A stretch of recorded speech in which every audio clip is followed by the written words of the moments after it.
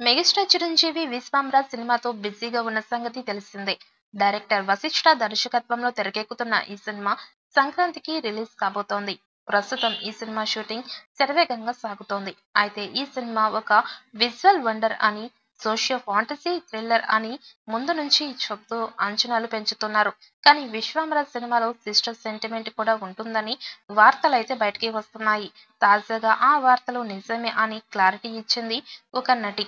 Social మీడియాలో popularity తెచ్చుకున్న తెలుగు అమ్మాయి రమ్య పసుపులేటి ఇప్పుడు హీరోయిన్ గా ఛాన్సులు తెచ్చుకుంటోంది.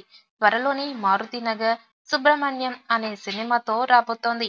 ఈ సినిమా ప్రమోషన్స్ లో భాగంగా ఇచ్చిన ఒక ఇంటర్వ్యూలో రమ్య పసుపులేటి సినిమా గురించి మాట్లాడింది. రమ్య పసుపులేటి మాట్లాడుతూ చిరంజీవి గారి పక్కన సిస్టర్ గా విశ్వంరాజ్ సినిమాలో చేస్తున్నాను. ఆయనతో చాలాసేపు స్క్రీన్ లో కనిపిస్తాను. ఆయనతో ఛాన్స్ వస్తే ఎవరు మాత్రం వదులుకోరు. అందుకే చెల్లెలి పాత్ర ఆయన చేశాను. నాకు చాలా సపోర్టింగ్ రోల్స్ వచ్చాయి. ఇప్పుడు ఓన్లీ చిరంజీవి గారి పక్కన ఛాన్స్ అని మాత్రమే చెల్లెలి పాత్రకు ఒప్పుకున్నాను. నాతో పాటు వేరే హీరోయిన్స్ కూడా చిరంజీవి పక్కన చెల్లెలుగా చేస్తున్నారు అని తెలిపింది. దీంతో రమ్య వ్యాఖ్యలు వైరల్ గా మారాయి. విశ్వంరాజ్ సినిమాలో రమ్యతో పాటు హీరోయిన్ సురభి మరొక సీనియర్ నటి చిరంజీవి చెల్లెలుగా చేస్తున్నారని సమాచారం.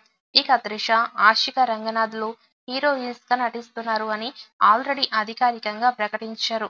ఇక మరోపక్క సోషియో ఫాంటసీ సినిమా అంటూనే ఇంకో పక్క సిస్టర్ సెంటిమెంట్ అని చెప్పుకుంటూ ఉండడంతో సినిమా ఎలా ఉండబోతోందో అని మరింత ఆసక్తి నెలకొంది. ఈ సినిమా సోషియో ఫాంటసీ జోనర్ లో రాబోతోంది.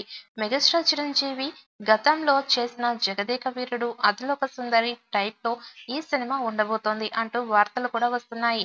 అది ఈ సినిమాలో కూడా ఒక స్పెషల్ సాంగ్ కోసం శ్రీలీలను సంప్రదించారట చిత్ర యూనిట్.